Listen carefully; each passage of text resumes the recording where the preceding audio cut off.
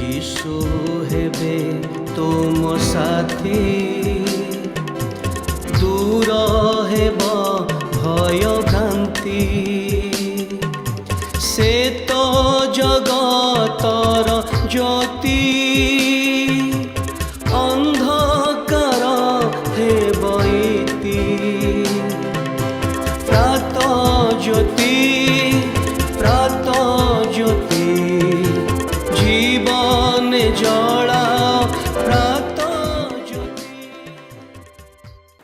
प्रिय दर्शक बंधु नमस्कार।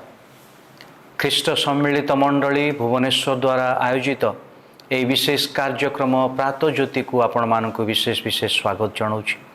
आज नूतन सकाल जितेबले आम मैंने ये नूतन दिन को आरंभ करुचु, ईश्वरंकर अनुग्रह को स्मरण करने एकांत आवश्यक आम जीवन रे। कारण ईश्वर देइथिबा अनुग्रह द्वारा आम मैंने नूतन सकाल देखा पाऊ। मु आपण मानक विशेष धन्यवाद जनाए जे आपण माने प्रत्येक दिन ए कार्यक्रम को निरंतर भाव में देखुचंती एवं आशीर्वाद प्राप्त हेउचंती। आपण मानकर बहुमूल्य मतामत गुड़िक आम मानक पाखरे पहुँचुची एवं आम माने उत्साहित हेउछु ए कार्यक्रम को आग को नबा पाए एवं आपण मानक निकटरे नुआ नुआ विषय को उपस्थापन करबा पाए। आम मानकर ए कार्यक्रम मूल उद्देश्य जे प्रत्येक मनुष्य एक उत्तम मनुष्य भाव में परिणत हेब एवं से आस्ते आस्ते ईश्वरंकर निकटवर्ती हब। ये योजना आम मानकर परस्पर चेष्टा एवं परस्पर क्रिया द्वारा यह सफल हब ईश्वरंकर अनुग्रह रे। आज विशेष आलोचना को आम मैंने आग को नौ नौ आज आलोचना आम गोटे विशेष विषय आलोचना करवा ताहा होची ईश्वरंकर अन्वेषण। मन रखंतु मोर प्रिय दर्शक बंधु माने, आज जगत रे बंचुथिबा बेले जेते बेले आमने बिछଣା छाड़ू एवं सकाळे आमनकर जीवन धारा को आमने आरंभ करू, अनेक विषयर चिंता अनेक विषयर भावना आमनक जीवन रे आसे। कारण मनुष्य केबे हेले मध्य तार वर्तमान स्थिति रे संतुष्ट हुए नहीं।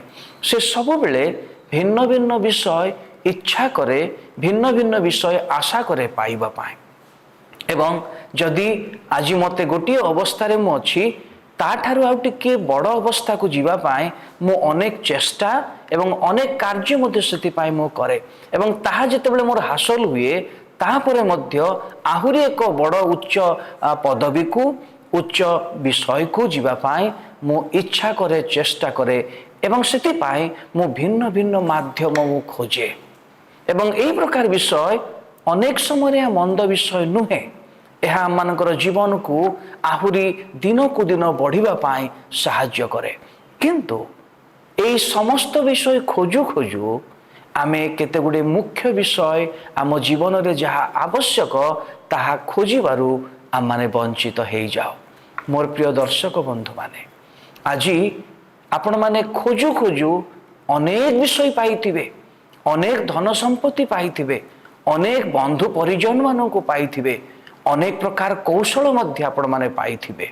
किंतु गोटे मनुष्यर प्रथम आवश्यकता तांक जीवन रे गोटे विषय से खोजिबा दरकार, ताहा होची ईश्वर। ईश्वर को खोजिबा यह एक गुरुत्वपूर्ण विषय मनुष्यर जीवन रे। किंतु वर्तमान रो संसार रे, वर्तमान रो समाज रे आमे एते मजी जाइचु जे जेतेबेले आमे जागतिक विषय गुडी को जेतिके गुरुत्व आमे दो, ईश्वरंक आड़को सेतिके गुरुत्व देई पारि न थाउ। हठात आमे जागतिक पाए अनेक समय दौथुआ बेले ईश्वरंको आमे बेसी समय देई पारि न थाउ। कारण कौन जानती कि? कारण आमे ईश्वरंको भल भावरे जानी पारि नाहु। जेतेबेले ईश्वरंको जानिबा, ईश्वरंको जानिले ईश्वरंको पाई जेतिके समय माने दबा कथा, जो भावरे दबा कथा आमे सेई भावरे ईश्वरंको समय देई पारिबा। कारण ईश्वरंको जानिबा पाई हेले ईश्वरंको खोजिबा को हबो। कारण ईश्वर अछंती एवं ईश्वर अदृश्य हबारु आमे सहजरे तांको देखि पारु नाहु, ଏବଂ ଈଶ୍ୱର ପବିତ୍ର ହେବାରୁ ଆମେ ସହଜରେ ତାଙ୍କ ସହିତ ମିଶି ପାରୁନାହୁଁ। କିନ୍ତୁ ଜଣେ ମନୁଷ୍ୟ ଯଦି ଈଶ୍ୱରଙ୍କୁ ଖୋଜିବ ସେ ଈଶ୍ୱରଙ୍କୁ ପାଇବ। ଏ କଥା କେବଳ ମୁଁ କହୁନାହିଁ, କିନ୍ତୁ ପବିତ୍ର ଶାସ୍ତ୍ର ବାଇବଲ ଆମମାନଙ୍କୁ ଏହା ପ୍ରକାଶ କରେ। ମୁଁ ତାହା ଆପଣମାନଙ୍କ ପାଇଁ ପଢ଼ିବି ଏବଂ ଆପଣମାନଙ୍କୁ ପଢ଼ି ଶୁଣେଇବି।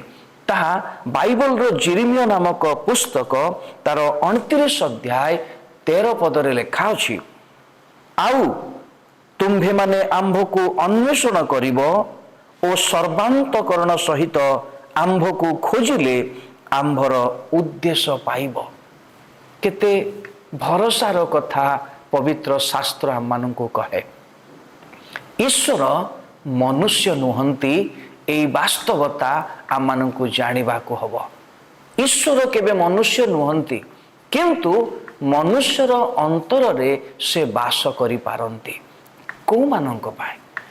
ଈଶ୍ୱରଙ୍କୁ ଜାଣିବା ପାଇଁ ଈଶ୍ୱରଙ୍କୁ ଖୋଜିବାକୁ ହୁଏ ଏବଂ ଈଶ୍ୱରଙ୍କୁ ଖୋଜିବା ପାଇଁ ସର୍ବାନ୍ତକରଣ ସହିତ ଖୋଜିବାକୁ ହୁଏ। ଈଶ୍ୱର ଆମମାନଙ୍କର ସୃଷ୍ଟିକର୍ତ୍ତା, ଈଶ୍ୱର ଆମମାନଙ୍କର ପାଳନକର୍ତ୍ତା, ଈଶ୍ୱର ଆମମାନଙ୍କର ରକ୍ଷାକର୍ତ୍ତା। ମୋର ପ୍ରିୟ ଦର୍ଶକ ବନ୍ଧୁମାନେ, ଆଜି ଜଗତରେ ବଞ୍ଚିଥିବା ବେଳେ ଆପଣ ଅନେକ ବିଷୟ ଖୋଜୁଛନ୍ତି, ଅନେକ ବିଷୟ ଅନୁସନ୍ଧାନ କରୁଛନ୍ତି, ଅନେକ ବିଷୟ ଅନ୍ୱେଷଣ କରୁଛନ୍ତି ଏବଂ ସେ ସମସ୍ତ ବିଷୟ ପାଉଛନ୍ତି। ଈଶ୍ୱରଙ୍କର ବାକ୍ୟରେ ଗୋଟିଏ ଭରସାର କଥା ଲେଖା ଅଛି ଯେ ଈଶ୍ୱରଙ୍କୁ ଯିଏ ସର୍ବାନ୍ତକରଣ ସହିତ ଖୋଜିବ ଈଶ୍ୱରଙ୍କର ଉଦ୍ଦେଶ୍ୟ ପାଇବ, ଅର୍ଥ ଈଶ୍ୱରଙ୍କୁ ପାଇବ।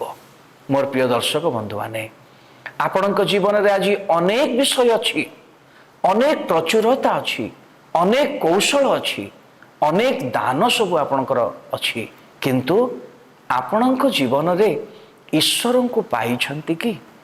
ଯଦି ଆପଣ ଈଶ୍ୱରଙ୍କୁ ପାଇନାହାନ୍ତି ତାହେଲେ ଈଶ୍ୱରଙ୍କୁ ଖୋଜିବା ପାଇଁ ଆରମ୍ଭ କରନ୍ତୁ।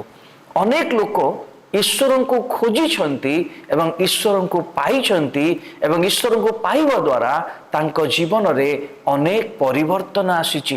ସେମାନେ ଆଉ ସାଧାରଣ ମନୁଷ୍ୟ ଭାବରେ ନ ରହି ସେମାନେ ଏକ ଅସାଧାରଣ ମନୁଷ୍ୟ ଭାବରେ ଅଛନ୍ତି।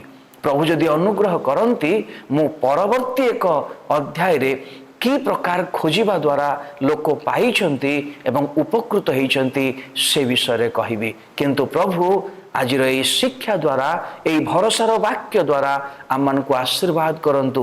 ଯଦି ଆପଣ ସର୍ବାନ୍ତକରଣ ସହିତ ଈଶ୍ୱରଙ୍କୁ ଖୋଜିବେ ଆପଣଙ୍କ ଜୀବନରେ ଈଶ୍ୱରଙ୍କୁ ପାଇବେ।